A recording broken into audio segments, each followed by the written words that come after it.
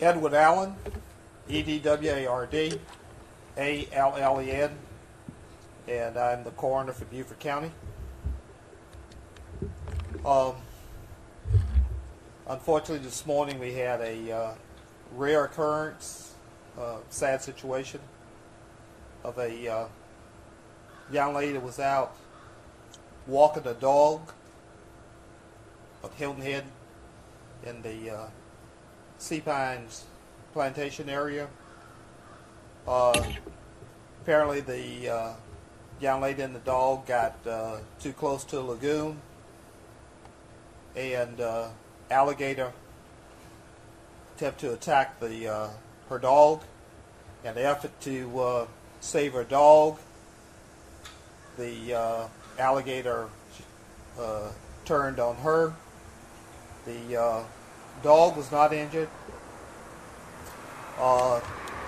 The alligator apparently made contact what we think is with the leash that she had the dog on, and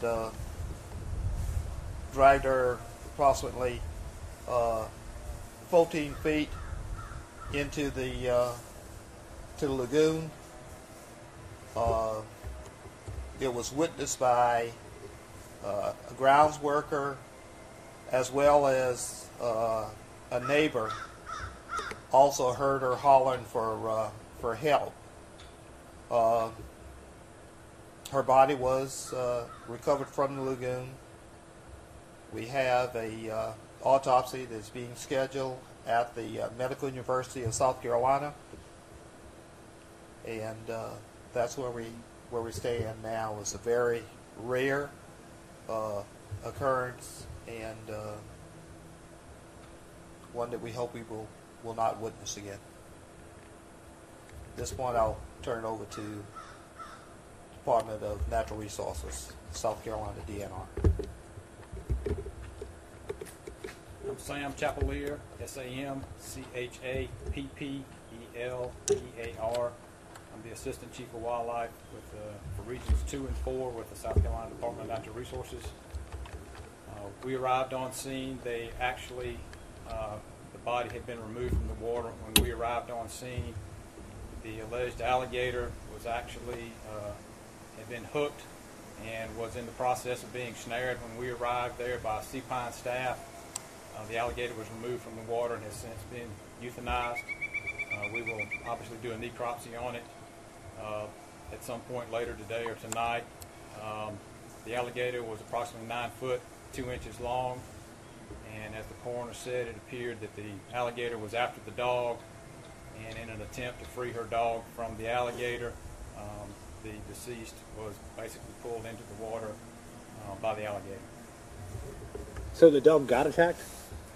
The dog is fine. It appears that the alligator grabbed the leash instead of the dog, and it was some sort of a basic tug of war with her trying to get the dog back via the leash, and in turn the alligator drugged her and the dog into the water.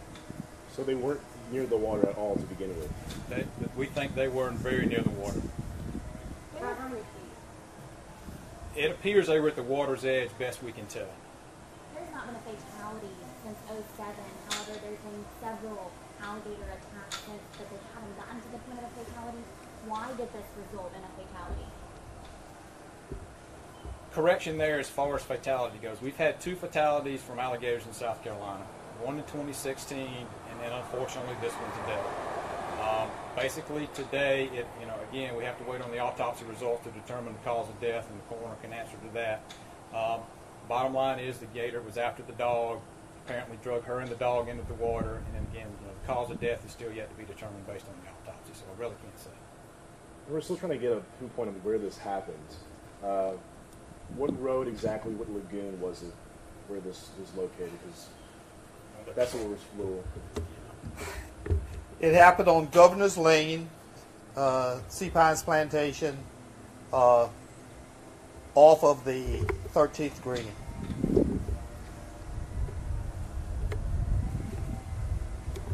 Had Sea Pines reported this alligator being aggressive in the past? I mean, I'm sure they kind of stay in one lagoon, don't they?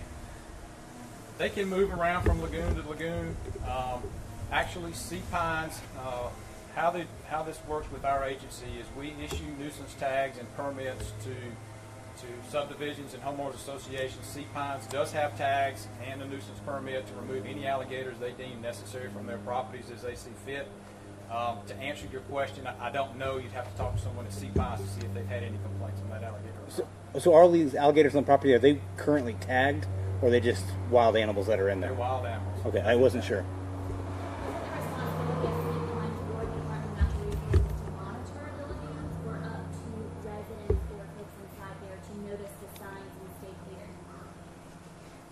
It's up to the property owners and the residents there as far as to use common sense. In other words, if you're in the low country near a body of water, there's probably going to be an alligator in it at some point in time.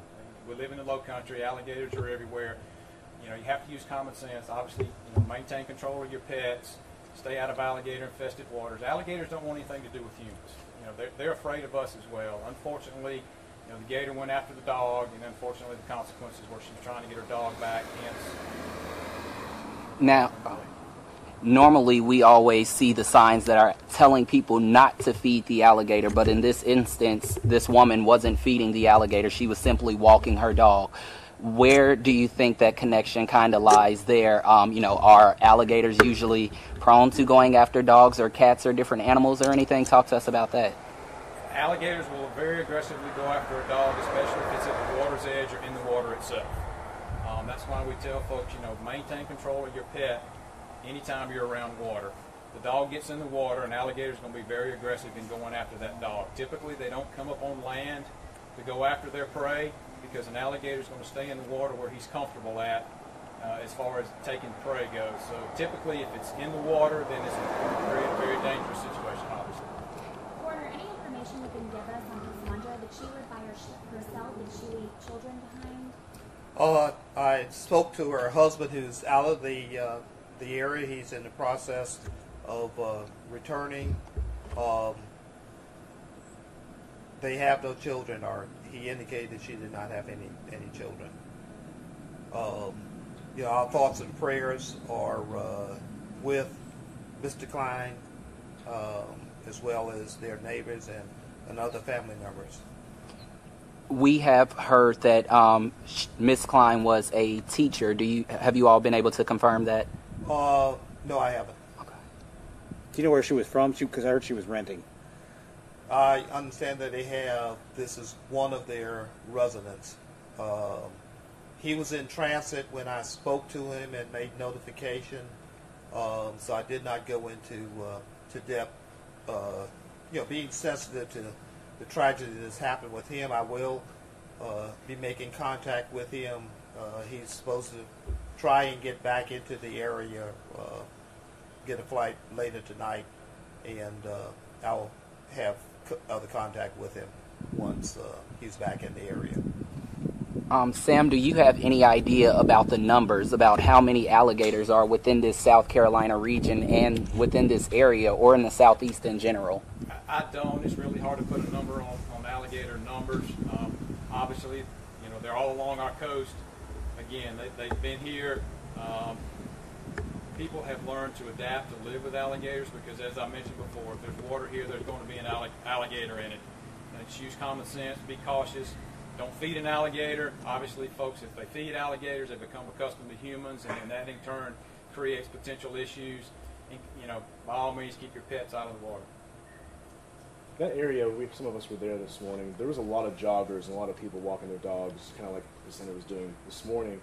And some of them were kind of close to the water. What would you tell those people who are still, even this happened this morning, what would you tell them to continue walking or stay clear from the water, or what would you tell them? Yeah, just stay away from the water. Keep your dog on a leash. Don't let it run free. Obviously, don't let it go in the water. Don't throw objects in the water for it to fetch. Stay on the walking trails. They're there for a reason. That's why the walking trails and roads are there. Stay on those.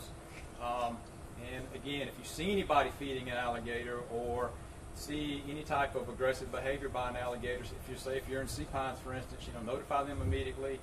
I'm sure they will respond. And again, if you see anybody feeding an alligator, that's against the law. We do aggressively pursue that. So they're free to call 911 or Operation Game Thief number to report that, and we'll follow up on that as well. What's that number? 1-800-922-5431.